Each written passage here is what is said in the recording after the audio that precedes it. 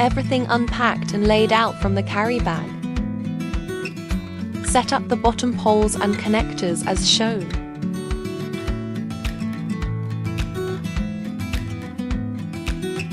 Attach the 4 vertical support poles to the bottom frame as shown.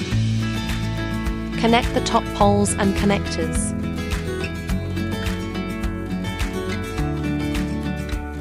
Slip the tent shell over the frame from the top. Snap the plastic ball clips onto the poles. Wrap all the hook and loop straps tightly around the poles.